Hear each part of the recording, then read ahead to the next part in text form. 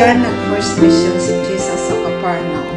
Nag-spend si Jesus ng many years dyan sa Capernaum. Mission niya as mankind. Yan naman ang dating bahay ni St. Peter kung saan niya pinatira si Jesus habang nasa mission si Jesus sa Capernaum. Ganyan ang itsura dahil nasira ng maglindol 749 AD. Malakas na lindol ang tumawa sa Capernaum. Yan din ang old synagogue. Nasira din dahil sa lindol na tumama.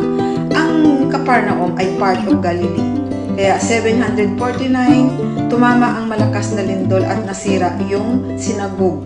Synagogue na yan, kita nyo parang may kwadrato-kwadrato. Yan daw ang bahay ng mga Jewish. Importante sa kanila yan. Na ang bahay na yan ay parang kwadrato na yan, parang ano na diba? Tapos ito naman yung pinatayo ng Roman centurion na alala nyo na pinagaling ni Jesus yung kanyang minamahal na alagad at pinatayuan niya si Jesus para saan si Jesus mission, mag-preach kasi nasira ang synagogue, diba? Kaya yung Roman centurion pinatayuan si Jesus.